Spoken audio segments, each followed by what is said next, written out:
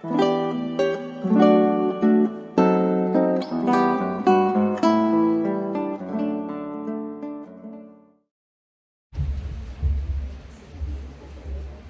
días, Dios bendiga. Es un gusto tenerlos esta mañana, ver la iglesia más llena. Gracias a todos que nos visitan. Gracias a Dios por que podemos adorarle, darle gloria, cantar todos juntos en armonía. Es un gozo ver a la iglesia así. En esta ocasión, habiendo terminado nuestras exposiciones en el libro de Filemón, vamos a hacer una pausa de nuestras exposiciones, el libro que seguía era Santiago, pero en esta ocasión vayamos al libro de Hechos. Estaremos leyendo capítulo 6. Hechos capítulo 6, versículos del 1 al 7. El título que tienen en sus Biblias ahí es Elección de 7 diáconos.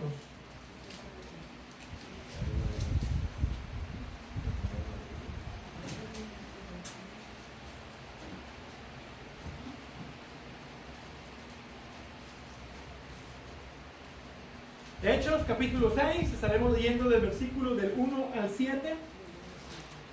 Les recuerdo que a lo mejor va a ser diferente. Yo tengo la versión, la Nueva Biblia de las Américas. Si tienen Reina Valera, algunas palabras van a estar diferentes. Dice la palabra de Dios: por aquellos días, al multiplicarse el número de los discípulos, surgió una queja de parte de los judíos helenistas en contra de los judíos nativos, porque sus viudas eran descuidadas en la distribución diaria de los alimentos. Entonces los 12 convocaron a la congregación de los discípulos y dijeron: no es conveniente que nosotros descuidemos la palabra de Dios para servir mesas.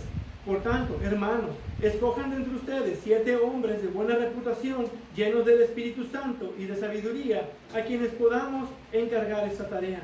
Y nosotros nos encargaremos a la oración y al ministerio de la palabra. Lo propuesto tuvo la aprobación de toda la congregación, y escogieron a Esteban, un hombre lleno de fe y del Espíritu Santo, y a Felipe, a Procoro, a Nicanor, a Timón, a Parmenas, a Nicolás, un prosélito de Antioquía. A estos les presentaron ante los apóstoles, y después de orar, pusieron sus manos sobre ellos. Y la palabra de Dios crecía, y el número de los discípulos se multiplicaba en gran manera en Jerusalén, y muchos de los sacerdotes obedecían a la fe. Vamos a ver. Padre Dios bendito, gracias te damos porque nos permites alabarte, porque tú nos has llamado a tu gloria, nos has llamado a ser parte del cuerpo de Cristo, la novia de Cristo, ser parte de la iglesia, y tú no nos has dejado sin instrucción y guianza en cuanto al orden y la estructura de la iglesia. Yo te pido que nos hables en esta mañana para guiarnos, instruirnos por medio de tu palabra, para establecer el orden apropiado para tu iglesia. Gracias te damos, y te pedimos que nos hables, tu Espíritu Santo sea con nosotros. Amén. Como sabrán, somos una iglesia que surgió providencialmente por la necesidad de tener una iglesia bíblica. Hemos estado estudiando ya por un tiempo en la escuela dominical asuntos como la membresía, los oficios, la unión y las relaciones que tenemos en la iglesia, y cómo lidiar con asuntos dentro de la iglesia, con problemas, con pecados, con diferencias, etc. Y viendo que aún nos hace falta organización. De hecho, se ha estado trabajando en documentación, formatos para la membresía, nuestra constitución como iglesia, y viendo que ya no muy en el futuro, Dios mediante, estaremos instituyendo oficialmente diáconos. Hoy quiero que veamos lo que es el oficio de diácono. Aún debemos establecer la metodología que usaremos en esta iglesia, pero para hacerlo necesitamos entender cómo fue el proceso de la iglesia primitiva, y más adelante estaremos haciendo lo mismo para el oficio de pastor o anciano. Ahora, hoy no estaremos viendo a detalle los requisitos del diácono como tal, ya que eso los hemos estado observando durante la escuela dominical. Solo como breve repaso, los requisitos para el diácono son muy similares a los que vemos a los requisitos en el pastorado que encontramos en Tito 1 y en Primera de Timoteo 3, donde del versículo del 8 al 13 tenemos estos requisitos específicos para el oficio de diácono. Pero hoy consideraremos particularmente lo que es el oficio de diácono, que es exactamente cómo es conferido el oficio y algunas implicaciones o lecciones prácticas para nosotros como iglesia. Y nuevamente, es para preparar a la iglesia para los siguientes cambios en nuestro crecimiento. Alguien comentó en alguna ocasión que los cristianos se vuelven poco cristianos cuando se organizan. Ese es un comentario que refleja algo que no es verdadero algo que no es simplemente cierto, es una idea que refleja un enfoque extremista a la idea sobre las políticas de la iglesia. La idea de que la iglesia debería tener tener poca forma estructural o muy poca organización. Y hay quienes llegan al extremo que rechazan la idea de una iglesia visible y reconocible en el mundo. Y por lo tanto menosprecian y rechazan, de hecho, conceptos como la membresía de la iglesia y los oficios en la iglesia. Y en el otro extremo, hay quienes creen que la iglesia necesita organización, pero toman su modelo en base al pragmatismo en lugar de las escrituras. Y argumentan que la iglesia debería de ser libre y flexible para adoptar sus formas y estructura para encajar con nuestros tiempos. De hecho, por eso verán en algunas iglesias es como se toma un pastor principal, pero luego también verán pastor de jóvenes, pastor de matrimonios, etc. O el diácono secretario de administración y el diácono de bienestar social. Y entre estos hay unos que organizan la iglesia bajo modelos de empresas exitosas, que incluyen sistemas de accionistas, distintas juntas de empresa, e incluyen nuevos oficios que no vemos en las escrituras en el Nuevo Testamento. Y hay otros que no van tan lejos, reconociendo que la iglesia sí necesita organización y una forma de gobierno, pero creen que la Biblia no describe cómo debería ser esa forma de gobierno. Y dan la impresión de que el gobierno y la estructura de la iglesia no es tan importante. Un ejemplo es el conocido profesor George Eldon Ladd, quien enseñaba en el Seminario Teológico Fuller, y él expresó: parece probable que no hubo un patrón normativo de gobierno de la iglesia en la era apostólica, y que la estructura organizativa de la iglesia no es un elemento esencial en la teología de la iglesia. Y hoy sostienen muchos de este tipo de pensamiento. Y es realmente sorprendente que alguien sostenga tal pensamiento sabiendo lo que tenemos en la enseñanza del Nuevo Testamento sobre este tema. Y los que han estudiado un poco de historia cristiana reconocerán el peligro de una estructura eclesiástica y gobierno que no están fundadas en las Escrituras. Algunos años después de la muerte de los apóstoles, que la mayor parte de la iglesia primitiva comenzó a alejarse de la simplicidad del patrón bíblico hasta llegar a una estructura compleja y un gobierno jerárquico. Y esto no fue de la noche a la mañana. Tenemos que ver y recordar los orígenes de la iglesia católica y revisar que esto fue un proceso de siglos. La iglesia no solo tenía ancianos y diáconos en algún tiempo, pero después llegó a tener arzobispos, arzodiáconos, cardinales y mucho más. Y esto fue lo que se convirtió eventualmente en todo el elaborado sistema de la Iglesia Católica Romana, con el Papa por su cabeza. Y los que han estudiado la historia cristiana reconocerán que una ligera desviación de las Escrituras, particularmente en esta área de la organización de la Iglesia, gradualmente llevará a más desviaciones, lo que resultará en algo totalmente distorsionado a lo que Jesús y sus apóstoles enseñaron. Y claro, eso lleva a resultados catastróficos, de los cuales aún estamos pagando el precio, tristemente, en el nombre del Evangelio y en el nombre de Cristo. Entonces tenemos estos dos extremos: aquellos que rechazan totalmente la idea de gobierno y estructura eclesiásticos, y aquellos que creen que debemos tener la mayor estructura y organización posible, pero que creen que el hombre es quien define lo que es mejor según los tiempos. Y claro, los llamamos extremistas porque están equivocados. Son los dos extremos de la verdad. Y debemos reconocer que la iglesia es más que una organización. Es un organismo vivo, interdependiente y lleno del Espíritu. No es como ningún otro tipo de organización en el mundo. De hecho, muchos, buscando adaptarse al mundo, comparan a la iglesia como si fuera un tipo de empresa o negocio, o como una república democrática. Y no es así. Existe una dinámica espiritual, una unidad espiritual, cosas que no pueden ser producidas tratando de imitar las organizaciones del mundo. Pero por el otro lado, eso no significa que no deberíamos tener algún tipo de estructura organizativa.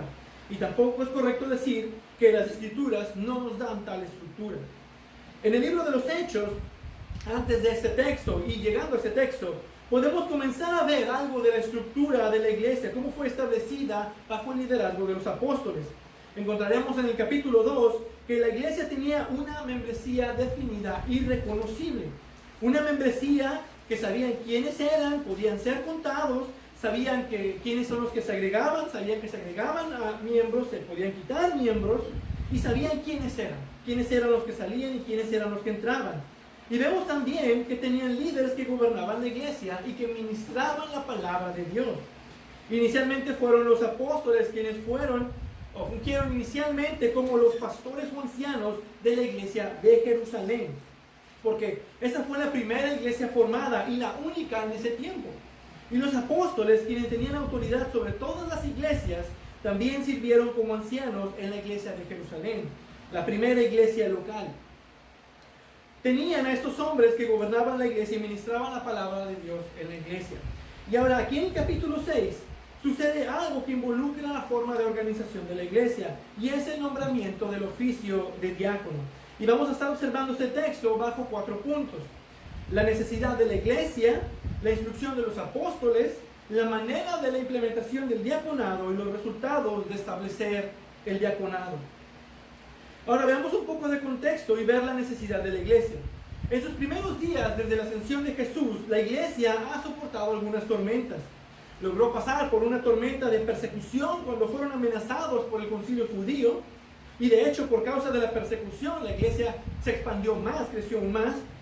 También sobrevivió la amenaza de la corrupción interna en Hechos 5 con el caso de Ananías y Zafira, y también por eso la iglesia continuó prosperando. Por medio de eso y por todos estos eventos, la iglesia crecía y más eran añadidos. Y llegamos al comienzo del capítulo 6 y ahora la iglesia presenta un nuevo desafío. El desafío de una posible disensión o disconformidad entre los miembros. Mientras más crecía la iglesia, las demandas del ministerio también crecían. Y algunas personas comenzaron a sentirse descuidadas. Y eso se convirtió en un asunto serio que amenazó la unidad de la iglesia. Versículo 1 dice: por aquellos días, al multiplicarse el número de los discípulos, surgió una queja de parte de los judíos helenistas en contra de los judíos nativos, porque sus viudas eran desatendidas en la distribución diaria de los alimentos. Estos eran dos grupos principales o mayoritistas que formaban la iglesia de Jerusalén. Ambos grupos eran judíos, y la distinción principalmente era el lenguaje y la cultura que tenían. Los helenistas se refiere a este grupo de judíos que no eran de Palestina, que no, venían más bien de la dispersión occidental, o que sus familias habían regresado a Jerusalén del oeste. Eran judíos que hablaban griego, que asistían a sinagogas que hablaban en griego, y una forma de llamarlos sería greco-judíos. Los otros judíos nativos, dice aquí, o en algunas Biblias, dice los hebreos, hablaban arameo o hebreo, y ellos asistían a sinagogas donde hablaban hebreo. Y junto con estas diferencias lingüísticas, muy probablemente había otros problemas culturales y sociales entre estos dos grupos. Y con la venida del Pentecostés y la predicación de los apóstoles, gran número de los judíos de ambos grupos se habían convertido al cristianismo y ahora están siendo formados en un solo cuerpo en Cristo Jesús. Los hebreos eran por mucho la mayoría, y el menor grupo eran los helenistas, que comenzaron a quejarse de sus viudas que estaban siendo discriminadas. La iglesia de Jerusalén estaba comprometida al cuidado de los necesitados de entre ellos, y eso involucraba el atender la necesidad de las viudas en la iglesia. Y parece ser que esto era una actividad diaria, el hecho de estar distribuyendo el alimento necesario para las necesidades de las viudas, que de hecho calificaban para la ayuda. Y los judíos sintieron que este tipo de favoritismo está siendo mostrado por los hebreos al ser negligentes con sus viudas, las viudas helenistas. Nuevamente, era un grupo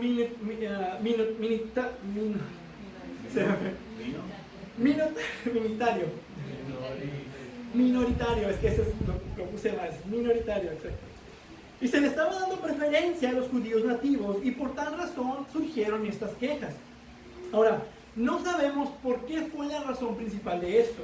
Si fue mala administración de los fondos, si la comida realmente no era suficiente, y como los nativos eran la mayoría y se conocían entre ellos, atendían primeramente a esas partes. A lo mejor fue una falta de comprensión de la necesidad de los judíos helenistas. Algunos de esos factores pudieron llevar a la negligencia, pero el asunto es que fueron negligentes, descuidaron particularmente a las viudas de los helenistas. Ese era el problema que se necesitaba resolver. Ahora, ¿cómo los apóstoles trataron con este problema? Primero, fueron muy cuidadosos de establecer la prioridad del ministerio de la palabra. Versículo 2. Entonces, los 12 convocaron a la congregación de los discípulos y dijeron: no es conveniente que nosotros descuidemos la palabra de Dios para servir mesas. Está sugiriendo que los apóstoles, los pastores de la iglesia, pasaban mucha parte de su tiempo en esta labor. Tenían que administrar el programa de distribución diaria de los alimentos. Podemos estar agradecidos que los apóstoles sabían cuál era su rol en la iglesia, cuál debería ser su enfoque principal, qué es lo que tiene prioridad en la iglesia. Y dice: no es conveniente que nosotros descuidemos la palabra de Dios. En ninguna circunstancia eso debería de pasar. No podemos permitir que el ministerio de la palabra sufra para poder atender otras necesidades físicas y materiales en la iglesia. En lugar de eso, dice: escojan a hombres en la iglesia que puedan encargarse de esta labor. Y luego en el versículo 4 dicen: y nosotros nos entregaremos a la oración y al ministerio de la palabra. Entonces tenemos este problema que surgió, tenemos la prioridad del ministerio de la palabra que es establecido, y los apóstoles no solo indicaron la prioridad de la predicación de la palabra y lo dejaron ahí, porque mientras la palabra de Dios debe tener la más alta prioridad, pero cualquier otro ministerio en la iglesia es también importante. Y la respuesta no es ser negligentes con la oración, pero la respuesta está también en no ser negligentes en esta tarea importante que se le ha dado a la iglesia de cuidar la necesidad física y material en la vida de la iglesia. Así que en respuesta a este problema que los apóstoles dieron en estas instrucciones en el versículo 3, y aquí tenemos lo que es el establecimiento del oficio de diácono en la iglesia. Así que veamos ahora la instrucción dada por los apóstoles. No es conveniente que nosotros descuidemos la palabra de Dios para servir mesas. Versículo 3. Por tanto, hermanos, escojan de entre ustedes 7 hombres de buena reputación, llenos del Espíritu Santo y de sabiduría, a quienes podamos encargar esta tarea, y nosotros nos entregaremos a la oración y al ministerio de la palabra. Entonces, esa es la instrucción. Hombres, miembros de la congregación, debían buscar a otros hombres con ciertos requisitos, para que los apóstoles les pudieran designar esa labor de administrar las necesidades actuales que existían en la iglesia. Y esa instrucción nos lleva a 2 cosas: la naturaleza del oficio del diácono y los requisitos del oficio del diácono. Y lo primero que vemos es que nos dice acerca de la naturaleza que es importante en el oficio, de ese importante oficio en la iglesia. Lo primero que vemos está en la misma palabra que se usa para describirlo.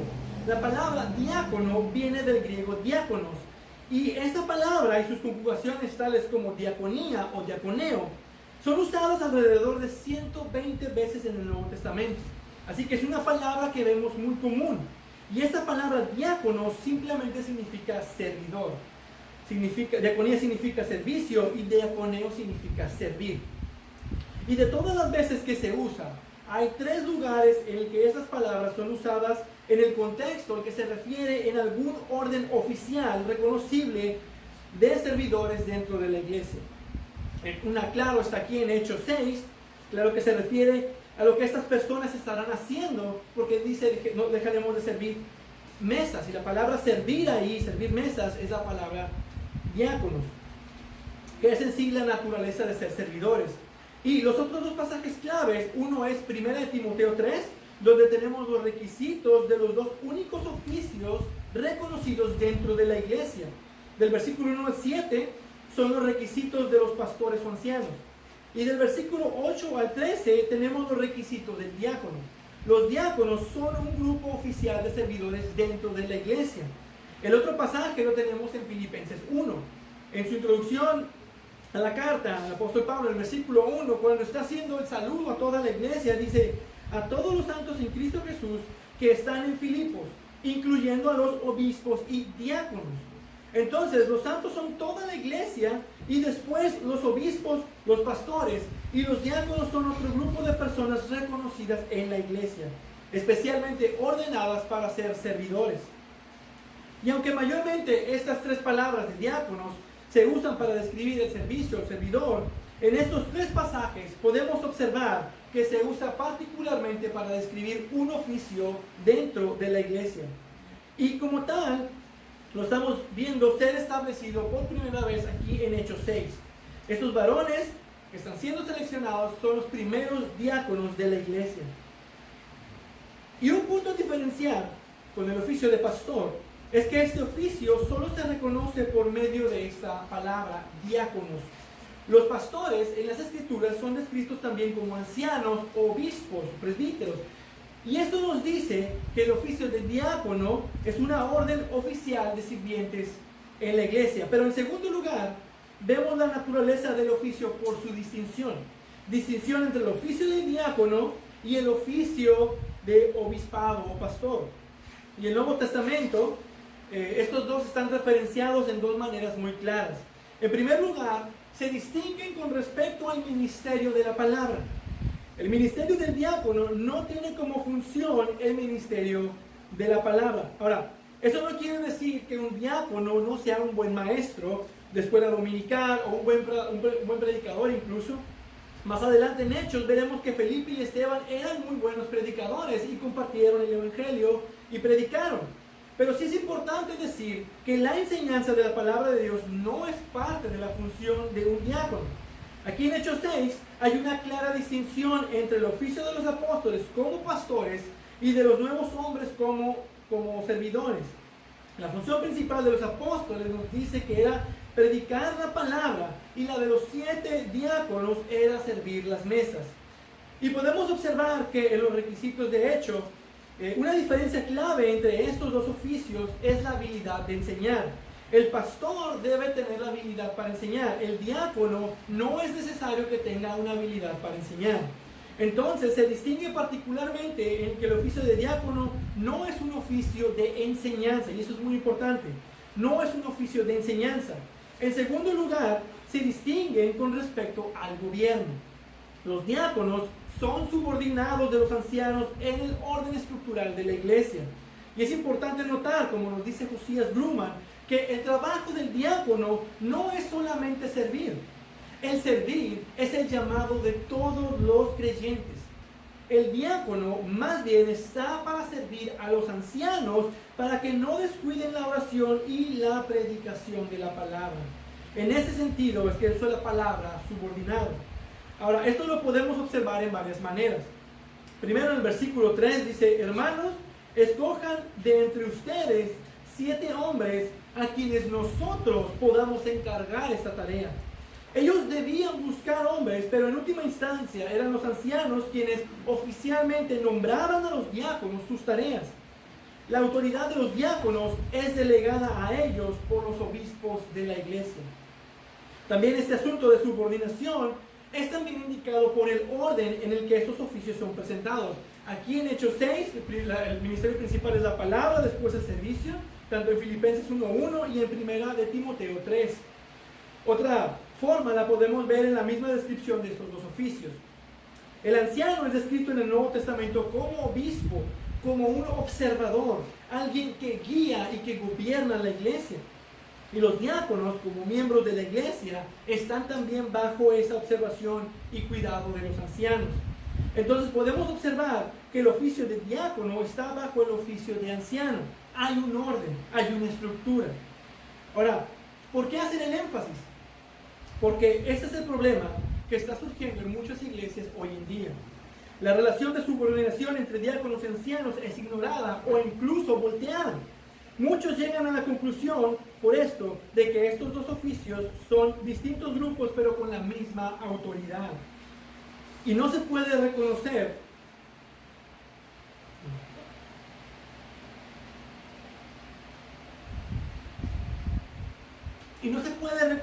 quiénes son la autoridad dentro de la iglesia por esta falta de distinción. Y déjenme hacer esto claro. No cualquiera que predica en un púlpito, incluso aquí en esta iglesia, no cualquiera que predica es pastor o tiene algún tipo de autoridad. Los pastores son los obispos, los que observan a toda la iglesia y cuidan de toda la iglesia. Y todo lo que pasa en la vida de la iglesia está en última instancia sobre su cuidado y observación. incluyendo los diáconos. Y la autoridad y tareas del diácono son delegadas a ellos por los pastores. En las Escrituras no observamos ningún ejemplo de los diáconos teniendo algún tipo de autoridad que esté fuera de la autoridad de los ancianos. Entonces, lo que vemos en las Escrituras es que el oficio de diáconos es subordinado al de los ancianos, y los diáconos responden a los ancianos de la iglesia. Ahora, habiendo dicho esto, no caigamos en el otro extremo de decir que el diácono no tiene ningún tipo de autoridad. Los diáconos están bajo los ancianos y su autoridad es delegada por los ancianos o obispos de la iglesia. Entonces sí tienen autoridad en la iglesia, una autoridad que les ha sido delegada por parte de los ancianos. Dice, a quienes nosotros podamos encargar, es decir, delegar una autoridad administrativa. Estos diáconos estaban sobre estos asuntos en particular en la vida de la iglesia, que era la administración diaria de los alimentos. Así que mientras ellos realizaban sus funciones de servir bajo la dirección y la guía de los ancianos de la iglesia, ellos tenían realmente una autoridad delegada a ellos. Y los miembros de la congregación necesitan reconocer esto.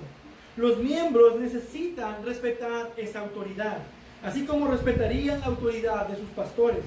Porque el respetar la autoridad de los diáconos es respetar la autoridad del pastor. Y respetar la autoridad del pastor, están respetando la autoridad de Cristo, quien es la cabeza de la iglesia.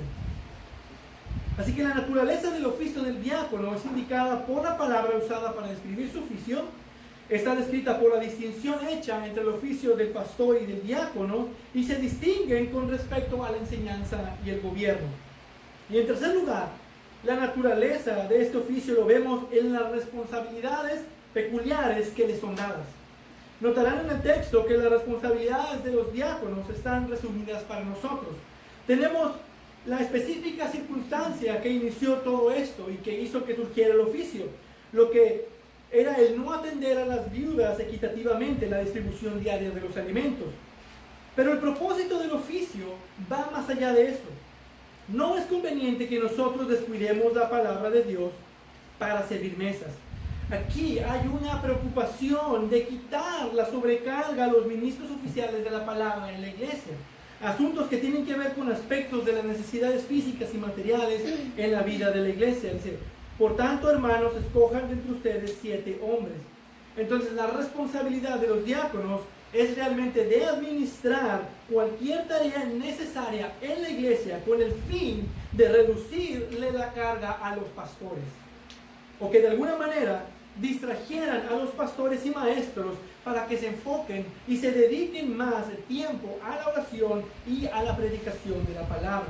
Están encargados de realizar todas las tareas esenciales para cualquier necesidad de la iglesia bajo cuidado y observación de los ancianos. Nuevamente, el propósito del servicio de los diáconos es para quitarles a los pastores cargas que les quiten tiempo, que les consuman fuerzas, que se desgasten en todas estas otras cosas que no son la oración y la predicación de la palabra. Y por esta causa ese ministerio principal se vea afectado. ¿Cuáles serían esas tareas o cargas de las que me estoy refiriendo? Bueno, algunas de las tareas apropiadas para los diáconos pueden incluir cosas como la benevolencia, la distribución de alimentos al necesitado, visitar a los enfermos y a las viudas, cuidar la propiedad de la iglesia, y eso incluye la limpieza y el mantenimiento, administración de las finanzas de la iglesia, todo lo que incluye la necesidad física y material de la iglesia. Así que es esto en cuanto a la naturaleza del oficio del diácono y esas sus responsabilidades. Pero también nos habla de los requisitos esenciales del oficio de diácono. ¿Qué clase de persona deberá ser puesto bajo este oficio? Ahora, en este texto nos dice hombres. Y la palabra que se usa aquí no es la palabra que uno esperaría antropos, que es la palabra para humano, tanto para definir un hombre o una mujer. Aquí se usa específicamente la palabra para referirse a varones adultos. Con este argumento, muchos caen en el error de que el oficio del diaconado es solo para hombres varones. El oficio de enseñanza está prohibido para la mujer por el apóstol Pablo, y los requisitos expresan claramente que sean varones. Así que no puede haber pastoras, solo pastores varones. Pero, ¿no aplica lo mismo aquí? No. Aquí en este contexto nuevamente había una necesidad apremiante y vemos que se escogen varones aquí, pero observen que solo se escogen a 7 varones, 7 hombres. Si concluimos por esto que solo hombres pueden ser diáconos, también debemos llegar a la conclusión de que una iglesia local no puede tener más de 7 diáconos, porque el pasaje lo dice, pero es una conclusión errada. Otro argumento, en 1 Timoteo 3, hablando de los requisitos del diácono, dice en el versículo 11, de igual manera, las mujeres deben ser dignas, no calumniadoras, sino sobrias, fieles en todo. Aquí la palabra para mujeres es cualquier mujer de cualquier edad, casada o no casada. La pregunta es si el contexto está hablando de las esposas o no. Y la respuesta es simple. El pastor es quien tiene el mayor peso de responsabilidad y por lo tanto tiene mayor peso de testimonio. ¿Por qué razón se agrega la conducta de las esposas de los diáconos? Está hablando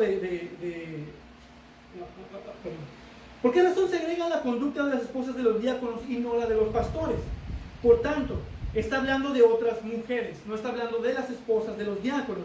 Entonces, esto no son necesariamente las esposas de los diáconos. Podemos dar muchos argumentos a favor, pero queda claro que por el contexto no podemos limitar que el oficio de diácono sea exclusivo para varones. Otro requisito esencial que observamos dice, escojan de entre ustedes. Esto quiere decir que deben ser creyentes, y de hecho no cualquier creyente, pero miembros oficiales de la iglesia local. Otro dice de buena reputación. Esto es, irreprensibles, como lo vemos en 1 Timoteo 3, de buen testimonio, con integridad. Después dice otro requisito, llenos del Espíritu Santo. Estos son aquellos que tienen un buen conocimiento de la palabra y que tienen sus mentes bíblicas. Una persona espiritual con una experiencia y devoción a Cristo Jesús. Y deben también ser sabios, dice. Personas que saben tomar decisiones, personas que saben informarse bien, tomar decisiones bien informadas, que tengan su mente firme y que tengan buen juicio. Entonces, esas son las características o requisitos de los hombres que debían de buscar en este contexto para poder servir en este oficio de diácono. En palabras simples, deben de ser creyentes piadosos.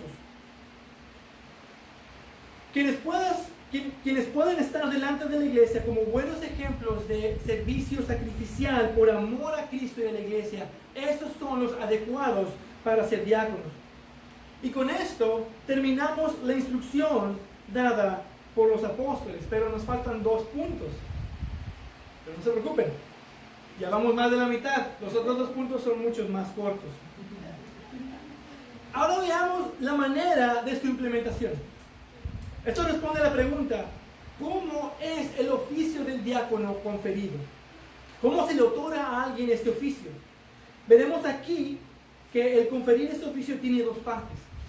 Está la elección y la ordenación. Versículo 3, hermanos, escojan de entre ustedes. Y versículo 5 dice, lo propuesto tuvo la aprobación de toda la congregación y escogieron a Esteban y a Felipe, etcétera, etcétera. Algo que es un distintivo bautista es que en última instancia los pastores no tienen la autoridad final para nombrar oficiales en la iglesia sin la aprobación de la congregación.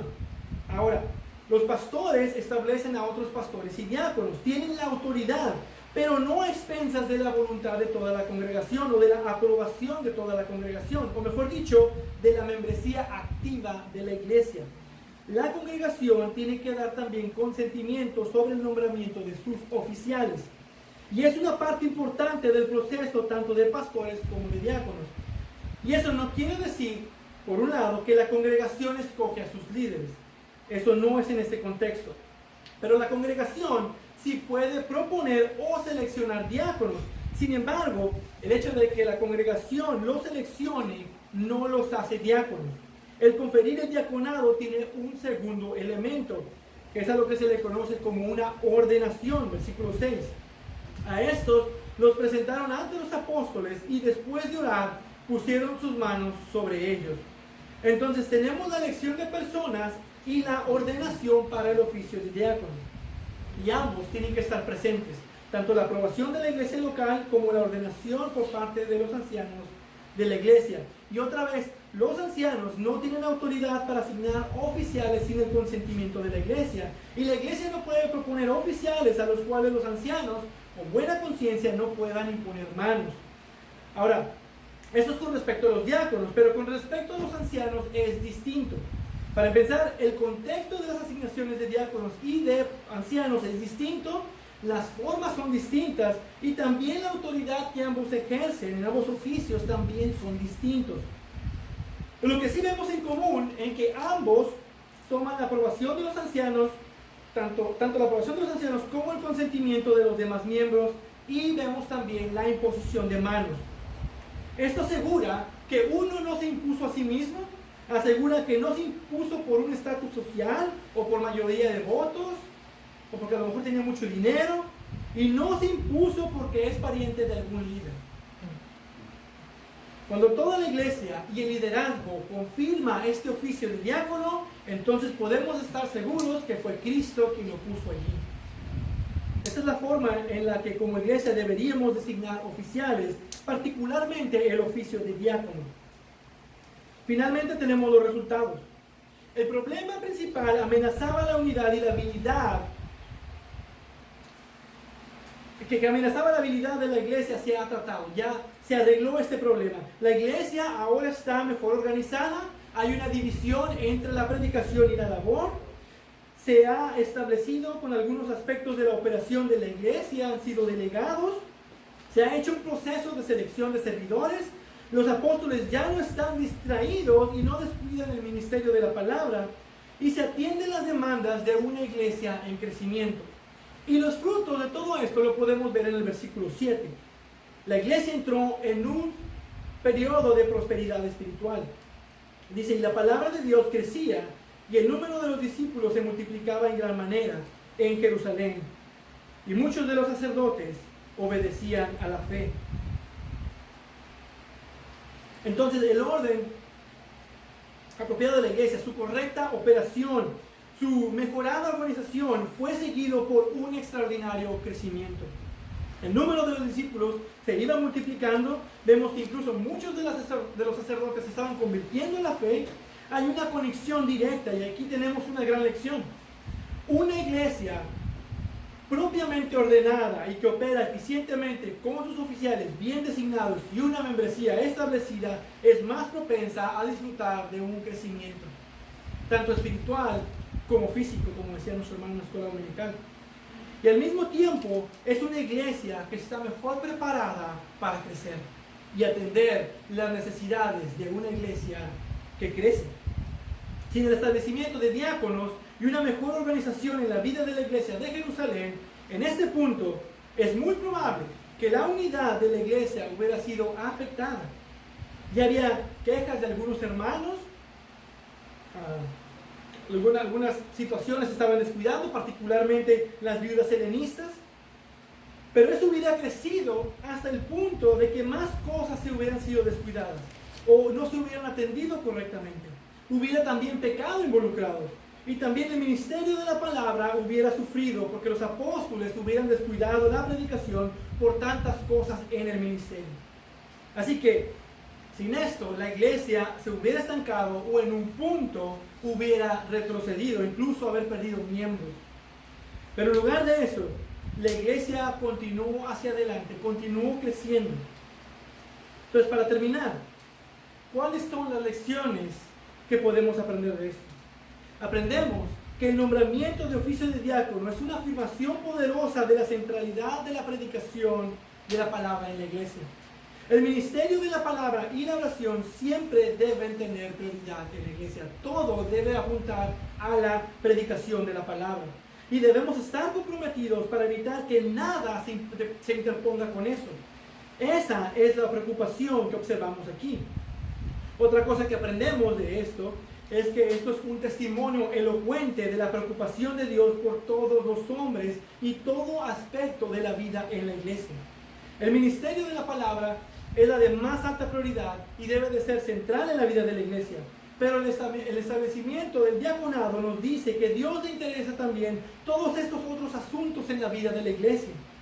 Las necesidades espirituales de la iglesia vienen primero, pero Dios también da prioridad a los otros asuntos que tienen que ver con el cuidado físico y material de la iglesia. Y con esto también se da testimonio del orden y de la estructura que hay en la iglesia. Y eso glorifica a Dios, porque nuestro Dios es un Dios de orden. Y eso se demuestra en la organización de la iglesia. Otra cosa que aprendemos es la importancia del servicio en la iglesia. Los pastores no pueden hacerlo todo. Los pastores no pueden caer en la tentación de hacer todo por ellos mismos. No podemos caer en la tentación de decir, si se tiene que hacer correcto, entonces lo tengo que hacer por mí mismo. Y lo triste es que a veces pasa. Porque la realidad del asunto es que no hay motivación o interés por parte de los hermanos para esforzarse más para la gloria de Dios y para la gloria de Cristo.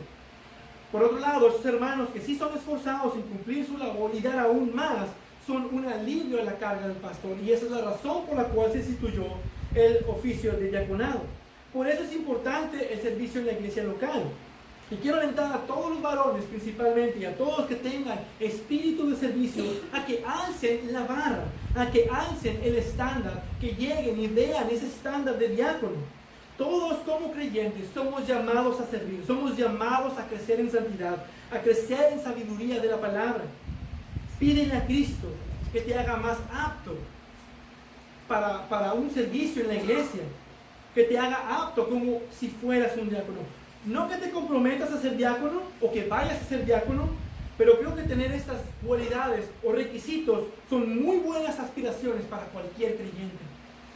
Comienza a servir en tu iglesia. Demuestra que tienes un corazón de servidor. Los diáconos no dejan de servir por llegar a un oficio, cuando son llamados al oficio del diaconado. Llegaron allí más bien porque tenían esa disposición de servir desde antes. Eran ya servidores. Dios no nos ha llamado a ser espectadores en la iglesia, sino a andar en las buenas obras, las cuales han sido preparadas para que nosotros andemos en ellas. Todos somos llamados de alguna manera no oficial a ser diáconos, a ser servidores en la iglesia, a ser servidores de Cristo, trabajadores para el reino, siervos para su gloria. Así se tiene que ver la vida en la iglesia, sirviéndonos unos a otros. Así es la manera en la que se desarrollan líderes y servidores en la iglesia. Hombres y mujeres no podrán crecer si no se les da la oportunidad de servicio. Y si ellos mismos no tienen esta actitud de servicio, pero si tienen la actitud de servicio, se les debe dar oportunidad para que ellos también crezcan. Así como el ejemplo que tenemos aquí. Se nombraron a Felipe y Esteban como diáconos, pero eventualmente se volvieron predicadores. Y en las Escrituras, la forma en la que más eres útil al reino de Dios es de ser fiel con las tareas y responsabilidades que Dios te ha dado a ti en la iglesia.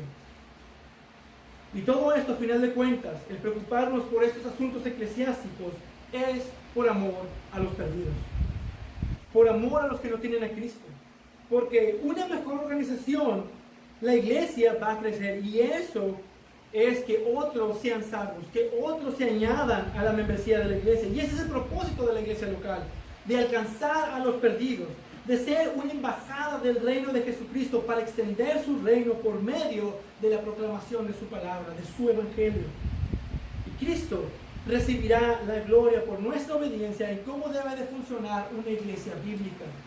Y esto hará crecer la iglesia. Y esto fortalecerá la iglesia. Y será para gloria de Dios y será para bendición de Ensenada. Amén. Padre Dios bendito, te damos gracias por tu palabra, gracias por las instrucciones que nos has dejado en la vida de la iglesia, sobre todo particularmente en el nombramiento de diáconos. Nosotros queremos ser una iglesia bíblica, queremos tener todo bien ordenado y organizado conforme tu palabra, conforme tú lo has establecido, porque queremos darte gloria y honra. Queremos crecer a ser una iglesia bíblica para la gloria de tu Hijo Jesucristo y que Él sea exaltado en todas las naciones. Gracias, Padre, por tu instrucción, gracias por tu palabra, y ayúdanos a ser servidores para tu gloria, ayúdanos a ser siervos que vivan para ti, ser imitadores de Cristo, humildes y activos en la vida de la iglesia. Gracias, Dios. Oramos en el nombre de Cristo. Amén.